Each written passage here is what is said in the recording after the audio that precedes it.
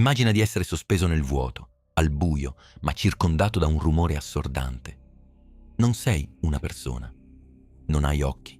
Non hai orecchie. Sei un punto di pura energia. Sei un elettrone. E in questo preciso istante, la tua vita tranquilla sta per finire in modo violento. Sei intrappolato in una prigione di ghiaccio a 6.000 metri di altezza. Tutto intorno a te è caos. Venti verticali ti spingono verso l'alto a 100 km/h. Sei dentro un mostro atmosferico, un cumulonembo, una batteria grande come una città che si sta caricando per uccidere. Fino a un secondo fa eri felice, eri legato, sicuro, parte di una famiglia. Eri incastonato nell'orbita di una molecola d'acqua. Giravi vorticosamente intorno al tuo nucleo di ossigeno, come un pianeta fedele alla sua stella.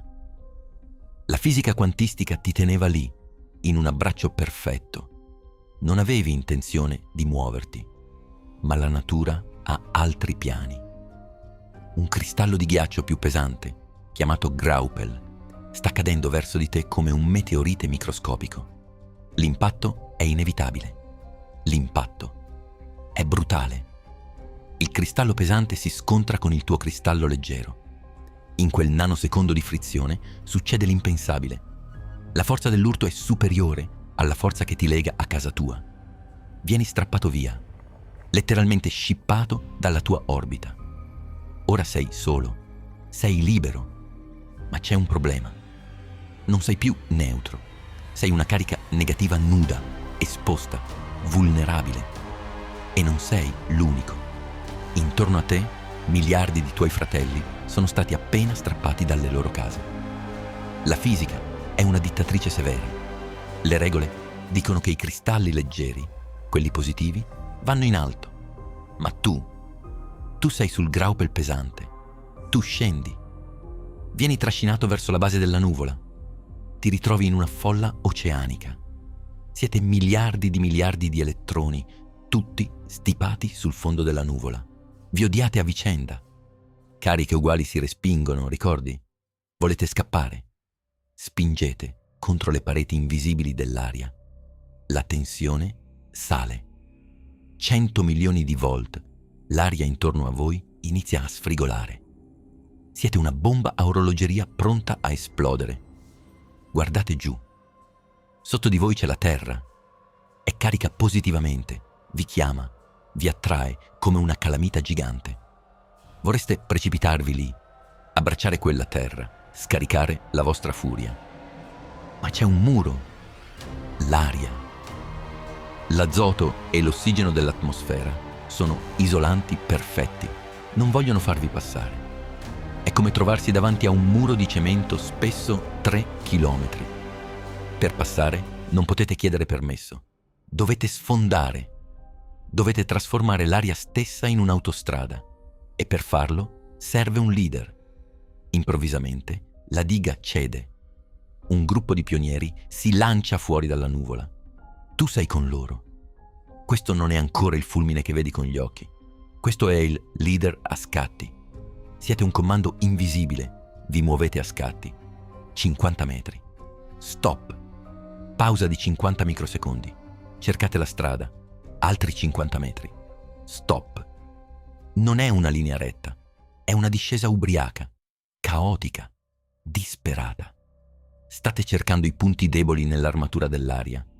Cosa succede durante quegli scatti? Violenza pura. Mentre avanzate, colpite le molecole d'aria con una forza tale da strappare via i loro elettroni. State trasformando un gas pacifico in plasma. Plasma. Il quarto stato della materia. State costruendo un tunnel conduttivo, un tubo vuoto dove l'elettricità può scorrere senza resistenza. Dietro di voi lasciate una scia di atomi mutilati e roventi. State stendendo i cavi dell'alta tensione mentre precipitate nel vuoto. A metà strada, il panico. La strada è bloccata. Una sacca di aria più densa, o forse polvere. Il gruppo si divide. Una parte va a sinistra, una a destra.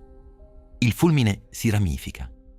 Tu vieni spinto nel ramo principale, ma vedi i tuoi compagni perdersi nei rami laterali che moriranno nel nulla. È una lotteria. Solo uno di questi rami toccherà terra. Se sei nel ramo sbagliato, il tuo viaggio finisce qui, dissipato come calore inutile nell'atmosfera. Sei a 100 metri dal suolo. La tensione è insopportabile. Sotto di te il mondo se ne accorge. Le cime degli alberi, i pali della luce, i tetti delle case, persino i capelli delle persone. Tutto ciò che è a punta inizia a frizzare. Cariche positive, chiamate streamers, si alzano dal terreno come dita fantasma. Stanno cercando te. È una gara.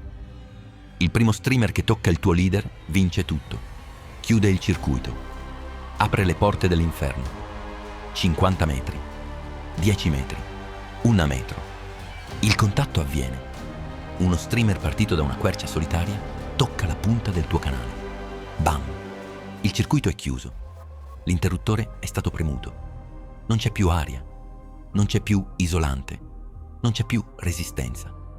C'è solo un ponte diretto tra il cielo e la terra. E tu sei su quel ponte. Preparati. Quello che hai vissuto finora era solo una passeggiata nel parco. Qui c'è il colpo di scena che nessuno ti spiega a scuola.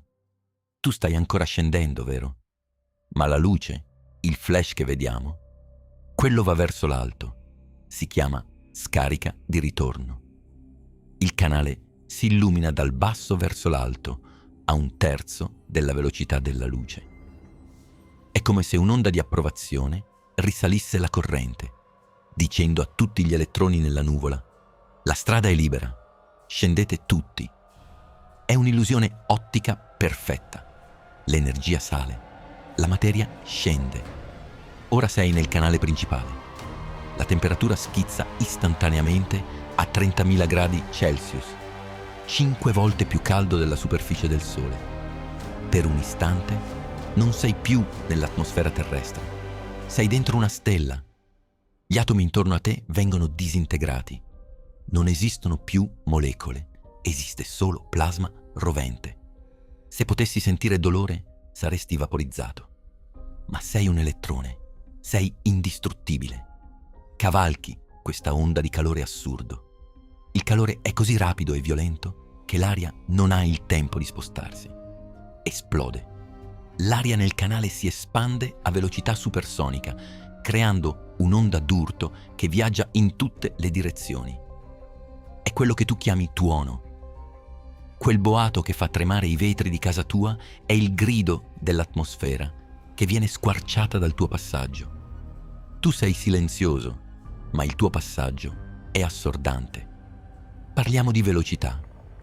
Nel canale vieni accelerato a 100.000 km al secondo. Se viaggiassi a questa velocità, potresti fare il giro del mondo 2,5 volte in un secondo. Il campo magnetico che generi è mostruoso. Se avessi una bussola qui vicino, l'ago impazzirebbe. Stai piegando lo spazio intorno a te con la pura forza della tua corrente. Sei un proiettile di energia pura sparato contro il pianeta.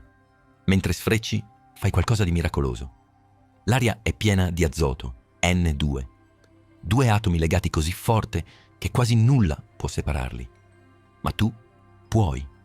Il tuo calore spezza questi legami indistruttibili. Costringi l'azoto a legarsi con l'ossigeno. Crei ossidi di azoto. Senza saperlo, stai creando fertilizzante. Stai cucinando il nutrimento per le foreste. La violenza della tua caduta sta nutrendo la vita che verrà. Il viaggio finisce. Ti schianti. Non contro il suolo, ma dentro il tessuto conduttivo dell'albero che ha lanciato lo streamer. Entri nella linfa. La tua energia cinetica si dissipa istantaneamente. Il calore fa bollire l'acqua dentro il legno. L'albero esplode, la corteccia salta via. Ma tu sei già oltre. Sei penetrato nel profondo. Tutto si ferma. Il buio ritorna. Il canale di plasma si spegne. Sei nel sottosuolo, tra le radici umide e la terra nera.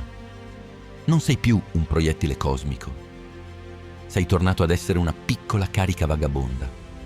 La tua furia è stata assorbita dalla massa infinita della terra. Ti muovi lentamente ora, saltando da un granello di sabbia all'altro, in un oceano di minerali silenziosi. Ma il tuo viaggio non è finito. Ricordi quell'azoto che hai cucinato nel cielo? La pioggia lo sta portando giù. Cade sul suolo sopra di te. Penetra nella terra.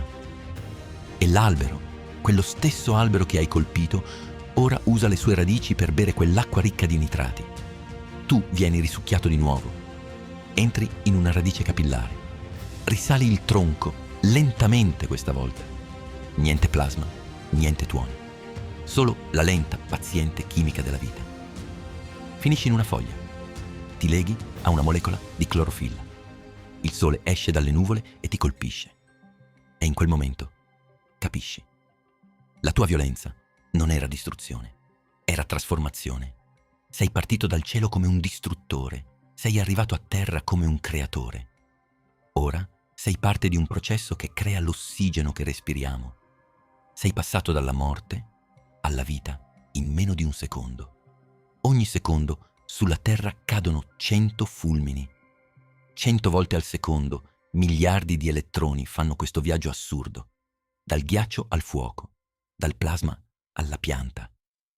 È un ciclo invisibile che tiene in piedi la biosfera. La prossima volta che senti un tuono, non coprirti le orecchie. Ascolta. È il suono dell'atmosfera che viene cucinata per nutrirci. È il suono dell'universo che bussa alla nostra porta.